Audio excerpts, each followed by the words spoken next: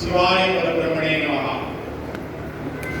ಹಲವು ಮಾತೇನು ನೀನು ಉಳಿದು ಪಾದವನಿಗೆ ನೆರವೇರಿಸುವ ಕ್ಷೇತ್ರ ಜಲವಿಭಾಗದ ತೀರ್ಥ ಸುಲಭ ಶ್ರೀ ಗುರುವಿಗೆ ಪ್ರಿಯ. ಆರಂಭದಲ್ಲಿ ಕ್ಷೇತ್ರದ ಒಡೆಯನಾಗಿರ್ತಕ್ಕಂಥ ಸದ್ಗುರು ರಾಜೋಗೇಶ್ವರ ಶಿವಾಚಾರ್ಯ ಪೂಜ್ಯರ ಪಾದಗಳಲ್ಲಿ ಗರಿಬಸವ ಶಿವಾಚಾರ್ಯರ ಅಮ್ಮ ತಾಯಿ ಮಾತಾಡಬೇಡ್ರಿ, ನೀವು ಮಾತಾಡ್ತಿದ್ರೆ ನಾವು ಸ್ವಲ್ಪ ನಿಲ್ತೀವಿ, ನೀವು ಮಾತಾಡ ಆಮೇಲೆ ನಾವು ಮಾತಾಡ್ತೀವಿ. ಗರಿಬಸವ ಶಿವಾಚಾರ್ಯ ಪೂಜ್ಯ ಪಾದಗಳ ಶ್ರೀಪಾದಗಳಲ್ಲಿ ಅನಂತ ಕೋಟಿ ಕೋಟಿ ಪ್ರಣಾಮಗಳನ್ನ ಸಲ್ಲಿಸುತ್ತಾ ಈ ವೇದಿಕೆಯ ಪಾವನ ಸಾನ್ನಿಧ್ಯವನ್ನು ವಹಿಸಿರ್ತಕ್ಕಂಥ ಅತ್ಯಂತ ಮಾತೃ ಹೃದಯದ ಅಪರೂಪದ ಕ್ರಿಯಾಶೀಲ ಸ್ವಾಮೀಜಿಗಳಲ್ಲಿ ಒಬ್ಬರಾಗಿರ್ತಕ್ಕಂಥ ಷಡಸ್ಥಲ ಬ್ರಹ್ಮೆ ಚಂದ್ರಗುಂಡ ಶಿವಾಚಾರ್ಯ ಪೂಜ್ಯ ಪಾದಗಳಲ್ಲಿ ಅನಂತ ಕೋಟಿ ಕೋಟಿ ಪ್ರಣಾಮಗಳನ್ನ ಸಲ್ಲಿಸುತ್ತಾ ಪಾಂಡಾದ ಪರಮ ಪೂಜ್ಯರ ಶ್ರೀಪಾದಗಳಲ್ಲಿಯೂ ಕೂಡ ಅನಂತ ಕೋಟಿ ನಮನಗಳನ್ನ ಸಲ್ಲಿಸುತ್ತಾ ವೇದಿಕೆಯನ್ನ ಅಲಂಕರಿಸಿರ್ತಕ್ಕಂಥ ಎಲ್ಲ ಗುರುಲಿಂಗ ಜಂಗಮರ ಸದ್ಭಕ್ತ ಬಂಧುಗಳ ಹಿರಿಯರ ಹೃದಯಕ್ಕೆ ಭಕ್ತಿಯ ಶರಣ ಶರಣಾರ್ಥಿಗಳನ್ನ ಸಲ್ಲಿಸುತ್ತಾ ವಿಶೇಷವಾಗಿ ಸುಮಾರು 2 ತಿಂಗಳ ಕಾಲದವರೆಗೆ ವೈದಿಕ ತರಬೇತಿಯನ್ನ ಪಡೆದಿರ್ತಕ್ಕಂಥ ಎಲ್ಲ ಸಾಧಕರ ಶ್ರೀಪಾದಗಳಲ್ಲಿ ಭಕ್ತಿಯ ನಮನಗಳನ್ನ ಸಲ್ಲಿಸ್ತಾ ನಿಮ್ಮೆಲ್ಲರನ್ನ ವೀರಶೈವ ಧರ್ಮದ ದಶಕರ್ಮಗಳಿಗೆ ಅಡಿ ಮಾಡಿರ್ತಕ್ಕಂಥ ನಿಮ್ಮ ಗುರುಗಳಿಗೆ, ನಿಮ್ಮೆಲ್ಲ ಆಚಾರ್ಯರಿಗೆ ನಿಮ್ಮೆಲ್ಲರ ಸಮೇತನಾಗಿ ಭಕ್ತಿಯ ನಮಸ್ಕಾರಗಳನ್ನು ಮಾಡ್ತೇನೆ. ನಾನು ನಿಮ್ಮೆಲ್ಲರ ಸಮೇತನ ನಮಸ್ಕಾರ ಮಾಡಕ್ಕಿರ್ತೀನಿ, ನೀವು ಕೈ ಕಟ್ಕೊಂಡು ಕೂತಿರಲ್ಲ. ನಿಮ್ ಜೋಡಿ ನಾನು ನಮಸ್ಕಾರ ಮಾಡ್ತೇನೆ. ಎಲ್ಲರೂ ಕೈ ಮುಗಿಬೇಕು. ಯಾರಿಗೆ? ನಿಮಗೆ ಕಲಿಸಿರ್ತಕ್ಕಂಥ ಸರಿಗೋ ಆಚಾರ್ಯರಿಗೋ ಮಾತಾಡೋದು ಆಚಾರ್ಯ.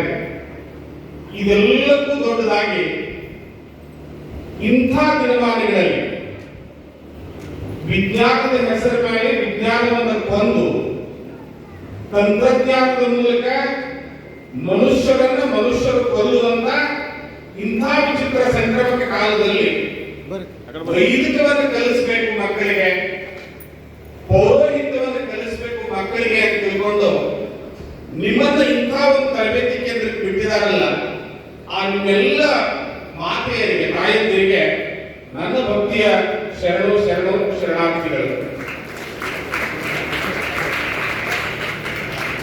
ಈ ಕಾರ್ಯಕ್ರಮದ ಪ್ರಾಸ್ತಾವಿಕವಾಗಿ ನಾನು 4 ಮಾತುಗಳನ್ನ ಹೇಳಬೇಕು. ಬಹುಶಃ ಕೊರೋನಾದಂತ ಒಂದು ಮಹಾಮಾರಿ ಭೀಕರ ರೋಗ ಈ ಭೂಮಿಗೆ ಪಾದ ಇಡುವುದಕ್ಕಿಂತ ಮುಂಚಿತವಾಗಿ ಉತ್ತರ ಕರ್ನಾಟಕದ ಮತ್ತು ಅಖಂಡ ಕರ್ನಾಟಕದಲ್ಲಿ ಜಾಗೃತೆಯಾಗಿ ಮಠಗಳನ್ನು ಕಟ್ಟೋಕ್ಕಿಂತ ಘಟಗಳನ್ನು ಕಟ್ಟಬೇಕು ಅಂತ ತಿಳ್ಕೊಂಡು ಜಂಗಮ ವಿದ್ಯಾರ್ಥಿಗಳಿಗೆ ವೈದಿಕ ತರಬೇತಿ ಶಿಬಿರ, ಭಕ್ತರ ಮಕ್ಕಳಿಗೆ ಸಮರ್ಥವಾಗಿರ್ತಕ್ಕಂಥ ಶಿಕ್ಷಣ, ಈ ನಾಡಿನ ಅನ್ನದಾತರಾಗಿರ್ತಕ್ಕಂಥ ಕೃಷಿಕರಿಗೆ ಗೋವಿನ ಮಹತ್ವ, ಇವು ಮೂರನ್ನ ಏಕಕಾಲಿಕವಾಗಿ ರಾಜಕಾರಣವನ್ನು ಮಾಡದೇನೆ, ಯಾವುದೇ ಪಕ್ಷ ರಾಜಕಾರಣಕ್ಕೆ ಅಂಟಿಕೊಳ್ಳದೇನೆ, ಯಾವುದೇ ಸರ್ಕಾರದ ಅನುದಾನಕ್ಕೆ ಬೊಗಸೆ ಒಡ್ಡದೆ ಏಕಕಾಲಕ್ಕೆ ಈ 3 ಚಳವಳಿಗಳನ್ನ ಆರಂಭ ಮಾಡಿರ್ತಕ್ಕಂಥ ಈ ನಾಡಿನ ಏಕೈಕ ಮಠ ಯಾವುದಾದ್ರೂ ಇದ್ರೆ ಅದು ಹೊನ್ನಕಿರಣಿಯ ರಾಜೋಗೇಶ್ವರ. ಇವತ್ತು ವೈದಿಕ ತರಬೇತಿ ಶಿಬಿರಗಳು ಈ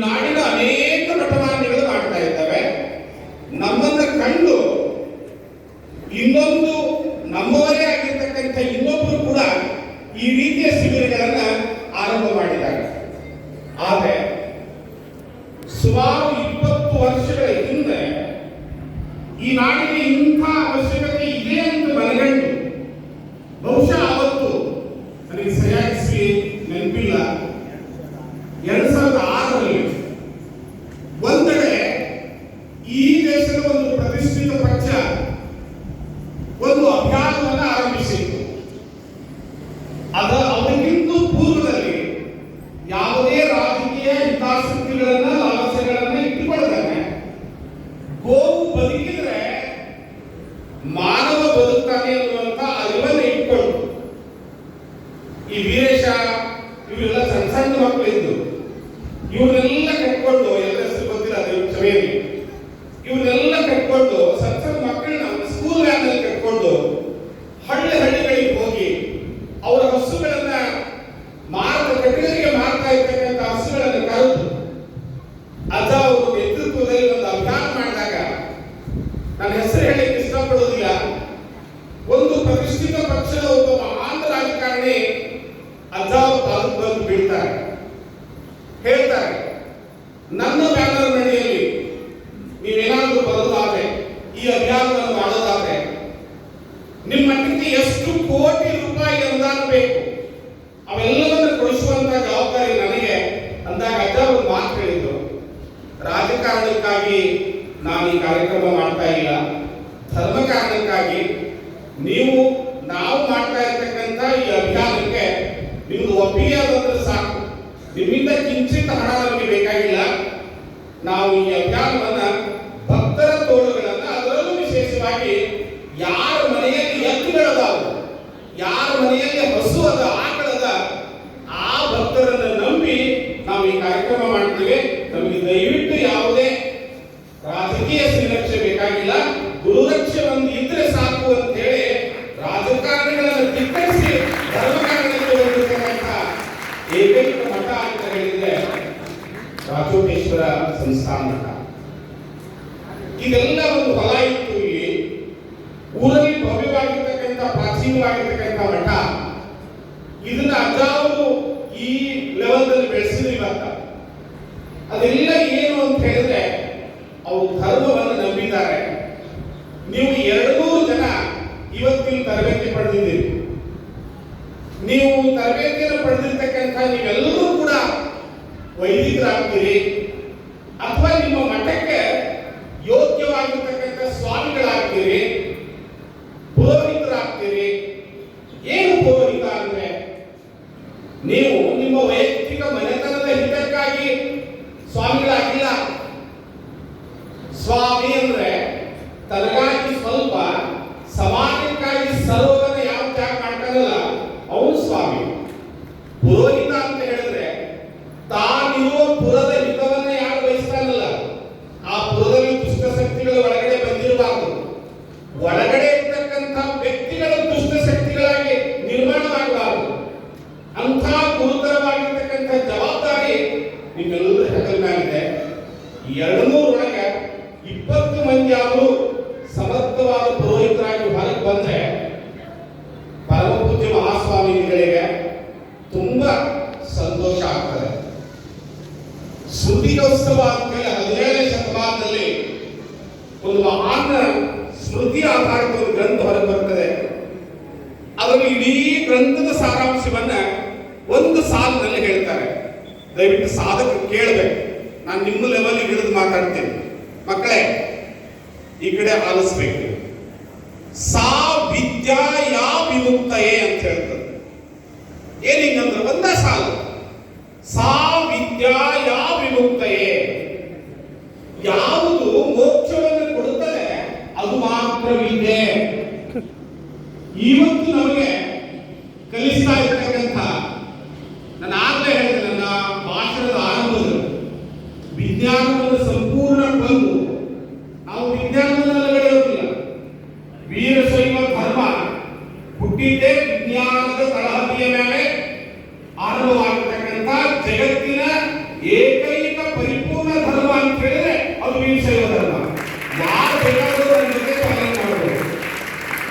ಬೇರೆ ಬೇರೆ ಮತದವರು, ಬೇರೆ ಬೇರೆ ಧರ್ಮದವರು ಇಲ್ಲಿ ಇದ್ದೀರಿ, ಕೇಳ್ತಾ ಇದ್ದೀರಿ.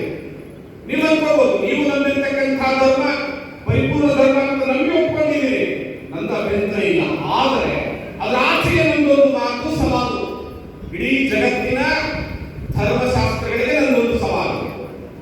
ಜಗತ್ತಿನ ಅತ್ಯಂತ ಪರಿಪೂರ್ಣವಾಗಿರ್ತಕ್ಕಂಥ ಧರ್ಮ ಅನ್ನುವಂತಹ ಪದದಲ್ಲಿ ಕಿಂಚಿತ್ ತಪ್ಪದೇ ಇರ್ತಕ್ಕಂಥ ಏಕೈಕ ಧರ್ಮ ಅದು ವೀರಶೈವ ಧರ್ಮ. ಅದಕ್ಕೆ ಮತ್ತೆ ಯಾವುದೇ ಪ್ಯಾಚ್ಗಳನ್ನು ಮಾಡಕ್ಕೆ ಹೋಗ್ತಾರೆ. ಯಾರೋ ಬೈತಾರಂತ ಅದ್ರ ಜೊತೆ ಇನ್ನೊಂದು ಧರ್ಮದ ಹೆಸರು ಸೇರಿಸಿ ಹೇಳೋದು ರಣಹೇಡಿತನ ಈ ಧರ್ಮದಲ್ಲಿ ಇಲ್ಲವೇ ಇಲ್ಲ. ಮರಣವೇ ಮಹಾನವಮಿ ಅಂತ ಬದುಕಿರ್ತಕ್ಕಂಥವ್ರು ರೇಣುಕಾದಿ ಪಂಚಪೀಠಾಧೀಶ್ವರರು ಕೇವಲ ಸ್ವಾಮಿಗಳಲ್ಲ, ಅವರೊಬ್ಬ ಪರಿಪೂರ್ಣ ವಿಜ್ಞಾನಿಗಳು. ಯಾಕೆ ಈ ಧರ್ಮವನ್ನ ಪರಿಪೂರ್ಣ ಧರ್ಮ ಅಂತ ಹೇಳಬೇಕು ಅಂತ ಹೇಳಿದ್ರೆ, ಧರ್ಮದಲ್ಲಿ ಬರ್ತಕ್ಕಂಥ ದಶಕರ್ಮಗಳಲ್ಲಿ ಗುರುವಿಗೆ ಎಷ್ಟು ಸ್ಥಾನವಿದೆಯೋ ಅಷ್ಟೇ ಸ್ಥಾನ ಗುರುತಾಯಿಗೂ ಇದೆ. ಇನ್ನೊಂದು ಹೆಚ್ಚು ಮುಂದೆ ಹೋಗಿ ನಾವು ವೀರಶೈವರು ಇನ್ನೊಂದು ಕ್ರಾಂತಿ ಮಾಡಬೇಕಾಗಿದೆ. ನಮ್ಮ ಹುಡುಗರಿಗೆ ಯಾವ ರೀತಿ ವೈದಿಕ ತರಬೇತಿ ಶಿಬಿರ ಕೊಡ್ತೀವಲ್ಲ, ನಮ್ಮ ಧರ್ಮದ ಜಂಗಮ ಮನೆತನದ ವೀರಶೈವ ಮನೆತನದ ಹೆಣ್ಣು ಮಕ್ಕಳಿಗೆ ಕೂಡ ಈ ರೀತಿಯ ತರಬೇತಿ ಶಿಬಿರಗಳು ಅತ್ಯಂತ ಅವಶ್ಯಕತೆ ಇದೆ. ನಾವು ಡಿಗ್ರಿನಲ್ಲಿ ಓದಿದ್ದು ಕೆಮಿಸ್ಟ್ರಿ, ಪಿಜಿನಲ್ಲಿ ಓದಿದ್ದು ಎಕನಾಮಿಕ್ಸ್. ಇವತ್ತು ನನ್ನ ಅನ್ನ ಪಟ್ಟಿಗೆ ಅನ್ನ ಹಾಕೋದು ಎಕನಾಮಿಕ್ಸ್. ನನ್ನ ಎಕನಾಮಿಕ್ಸ್ ನ ಆಡಮ್ ಸ್ಮಿತ್ ಹೇಳ್ತಾನೆ, ಅರ್ಥಶಾಸ್ತ್ರ ಅಡುಗೆ ಮನೆಯ ಶಾಸ್ತ್ರವಾದಾಗ ಜಗತ್ತಿನ ಆರ್ಥಿಕತೆ ಉದ್ಧಾರವಾಗುತ್ತದೆ ಅಂತ. ಅದನ್ನ ನಾನು ಧರ್ಮಕ್ಕೆ ಅನ್ವಯ ಮಾಡ್ಕೊಂಡು ಹೇಳ್ತೀನಿ. ನಮ್ಮ ಅಡುಗೆ ಮನೆಗಳು, ನಮ್ಮ ದೇವರ ಮನೆಗಳು, ಅಲ್ಲಿರ್ತಕ್ಕಂಥ ಮಾತೆಯರಲ್ಲಿ ಧರ್ಮ ಉಳಿದ್ರೆ ಮಾತೆಯರ ಹಣೆ ಮೇಲಿರ್ತಕ್ಕಂಥ ಕುಂಕುಮದ ಗಾತ್ರ ಕಡಿಮೆ ಆಗ್ತಾ ಇದೆ. ಅರ್ಥ ಧರ್ಮ ಸರುತ್ತಾ ಇದೆ, ಕುಂಕುಮ ಸರುತ್ತಾ ಇಲ್ಲ, ಧರ್ಮ ಸರುತ್ತಾ ಇದೆ. ಆ ಧರ್ಮ ಬೆಳೆಸಬೇಕಾಗಿದೆ. ಇವತ್ತು ಭಸ್ಮ ಕುಂಕುಮದ ಮಧ್ಯದಲ್ಲಿ ಜಗಳ ಆಡಿಸ್ತಾ ಇರ್ತಕ್ಕಂಥ ಅತ್ಯಂತ ಖಬರಿಗೆಗಳು ಅಂತ ಹೇಳ್ತೀವಲ್ಲ, ಅಂಥವರ ಮಧ್ಯದಲ್ಲಿ ಇಲ್ಲದ ಶಾಸ್ತ್ರಗಳನ್ನು ಅನ್ವಯ ಮಾಡಿ, ಇಲ್ಲದ ವಿಜ್ಞಾನಗಳನ್ನು ವಿಜ್ಞಾನ ಅಂತ ಹೇಳಿ ನಮ್ಮನ್ನ ಭಾರತೀಯತೆಯನ್ನ, ನಾನು ಅದಕ್ಕೆ ಹಿಂದುತ್ವ ಅಥವಾ ಇನ್ನೊಂದು ಯಾವುದೋ ಪದ ಹೇಳಿ ರಾಜಕೀಯ ಲೇಪನ ಕೊಡಲಿಕ್ಕೆ ಇಷ್ಟಪಡೋದಿಲ್ಲ.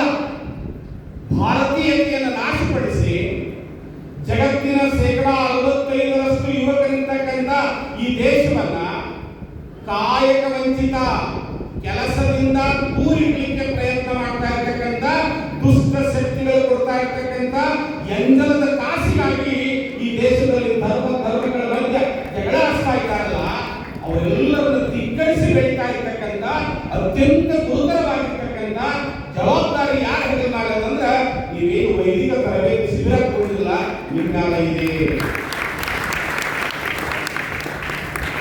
ವೇದಿಕೆ ಮಾಡಿರ್ತಕ್ಕಂಥ ಪರಮ ಪೂಜ್ಯರಿಗೆ ಮಠಾಧ್ಯಕ್ಷರು ಅಂತ ಕರಿತೀವಿ. ನಿಮ್ಗೇನಂತ ಕರಿಬೇಕು ಇನ್ನಾಲೆ, ನಿಮ್ಮ ಹೆಸರು ಹೇಳಿದ್ಮೇಲೆ ನಿಮ್ಮ ಊರಾಗ ಏನಂತ ಹೇಳ್ಬೇಕಂದ್ರ, ಉದಾಹರಣೆ ಇಲ್ಲಿ ಯಾವುದೋ ಒಬ್ಬ ವಿದ್ಯಾರ್ಥಿ ಹೆಸರು ಗುರುಲಿಂಗಯ್ಯ ಅಂತ ತಿಳ್ಕೊಂತೀವಿ.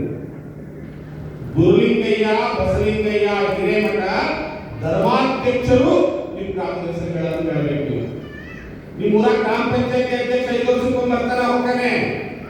ನಿಮ್ಮ ಊರಾಗ ಇನ್ನೊಂದು ಯಾವುದೋ ಸೊಸೈಟಿ ಅಧ್ಯಕ್ಷ ಬರ್ತಾನೆ ಹೋಗ್ತಾನೆ.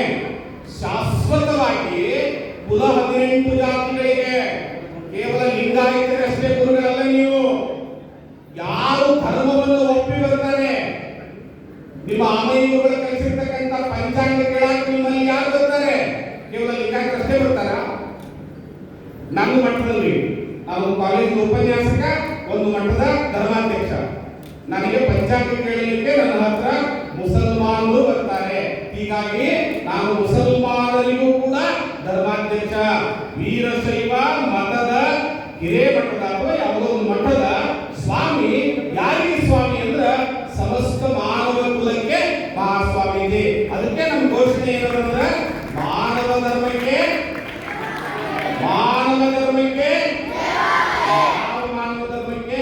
ನಿಮ್ಮ ಊರಿನ ಮಾನವ ಧರ್ಮಕ್ಕೆ ಅಷ್ಟೇನಾ? ಎಲ್ಲೆಲ್ಲಿ ಮಾನವರಾಗಲ್ಲ ಆ ಎಲ್ಲ ಮಾನವರಿಗೂ ಜಯವಾಗಲಿ ಅಂತ ಘೋಷಣೆ ಕೂಗ್ತೀರಿ ಅಂದ್ರೆ ನೀವು ಯಾರಿಗೆ ಸ್ವಾಮಿಗಳು? ಸಮಸ್ತ ಮನುಕುಲಕ್ಕೆ ನೀವೇನು ಸ್ವಾಮಿಗಳು.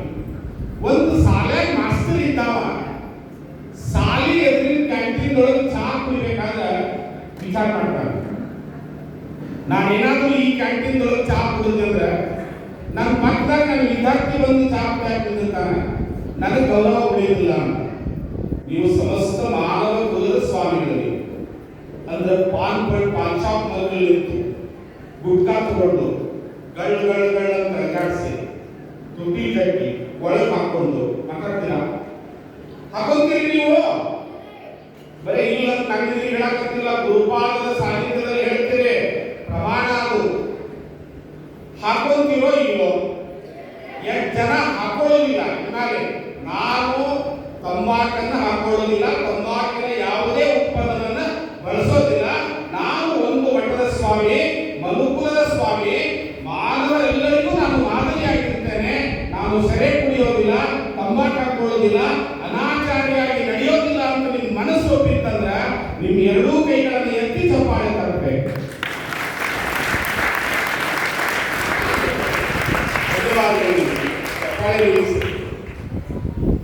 ನಿಮ್ಮ ಎರಡೂ ಕೈಗಳನ್ನು ಎತ್ತಿರಲ್ಲ, ಆದ್ರೆ ಈ ಎಡಗೈಯಲ್ಲಿ ಇದು ಯಾವ ಕೈ? ಈ ಕೈಗೆ ಏನಂತೀರಿ ನೀವು? ಎಡಗೈ ಅಂಗಾಡಿನ ಮೇಲೆ ಲಿಂಗ ಹಸ್ತ. ಯಾವ ಹಸ್ತ ಅದು? ಯಾಕಿದು ಲಿಂಗ ಹಸ್ತ? ನೀವು ಯಾಕೆ ಲಿಂಗ ಇಡ್ತೀರಿ? ಎಡಗೈಯಾಗಿ ಲಿಂಗ ಇಟ್ಟು ಪೂಜೆ ಮಾಡ್ತೀರಿ.